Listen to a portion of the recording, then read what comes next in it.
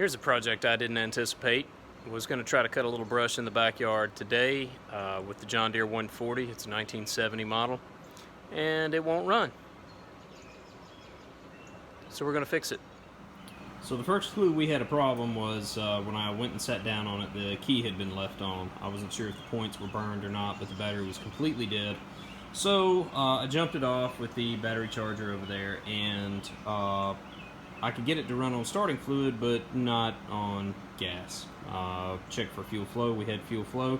So we're going to take the carburetor off. The first thing, I've already unhooked this linkage here. It's just spring-loaded. Just pops on that little ball socket right there. Swings out of the way, and then there's two 1/2-inch bolts, one there and one there, that hold the carburetor on. I'm sorry about the light, but it's getting late evening. So here's the carburetor off the John Deere 140. The engine is a Kohler 14 horsepower single cylinder. First thing we're going to do is take these jets out and look at the ends of the needles, see if there's any trash or gunk on them. Not sure why we wouldn't be getting fuel. I did check that we were getting fuel to the carburetor, and we were. So it's something internal to the carburetor. Here's one of the needles. I'm assuming that came from that hole right there. I'm assuming that's the main jet, and that this other one is the idle jet, which came from that hole right there.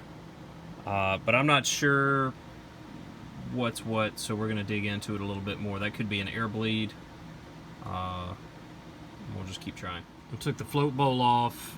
There's the float right there. It appears to me that it's not set correctly. That looks a little high, which would actually be low in the carburetor. That could cause fuel starvation, but it should idle at least. So I think we got some more digging to do. I'm not saying that's not a problem, but it's not the problem. The float, like most of these small carburetors, is just held in by this small pin here. We pull that out, and then you can remove the float. And don't forget about your needle right there that just hangs on that little tang, and that's how you set your float height right there. So if we look down inside the seat for the float needle, it looks really clean down in there. I don't see any debris or gouges. Here's the main jet siphon tube. I don't know what the technical term for that is. You can see it's kind of off-center. A little concerning, but maybe not a problem. I don't know. We'll see. We'll dig in a little bit more here. Alright, let me try to get some light here. So I don't like how that tube's off-center. Can you see down in there? I can't really. I don't like how that tube's off-center, but I can't seem to bend it back into place. So the way it looks like the gas flows on this carburetor is the gas is drawn in through that passageway right there, and then sucked up into the carburetor through that little tube right there, which lets you can see the tube in the throat of the carburetor right there, which just lets the gas, I guess, mix with the air in that area in the venturi. And then of course the flow that goes through there is regulated by that jet right there, which is the main jet, regulated by that metering screw right there. So the surface of the screw looks good, the end of it does. It's not scarred up or anything like that, you can see there. I'm kind of puzzled as to why we weren't getting fuel to the engine. So we blew gum out through the idle jet, which is right there, through the main jet, which is right there, through the jet tube extension down in there, and through the fuel feed line right there. Everything seems to be flowing fine. We're going to put it back together and cross our fingers. I readjusted the float so that it's mostly level. It's still a little bit, let's say, low.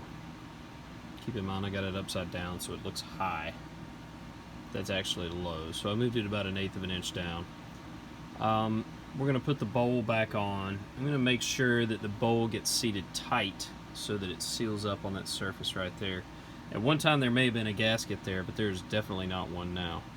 Not sure if that's part of the cause of the problem here, but make sure we get that sucker seated down tight, and we'll put it back on the track. I just put the idle mixture screw and the main jet screw back in.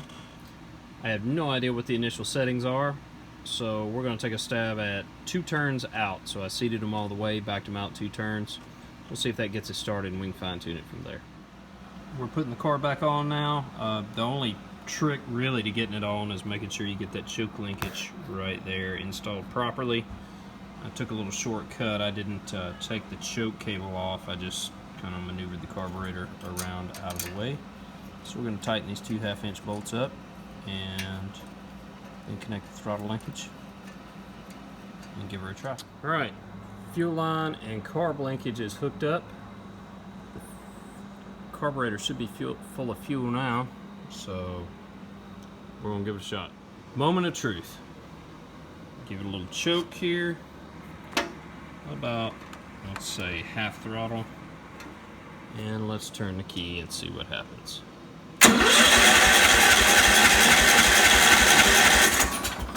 That's not working. Turn the choke off.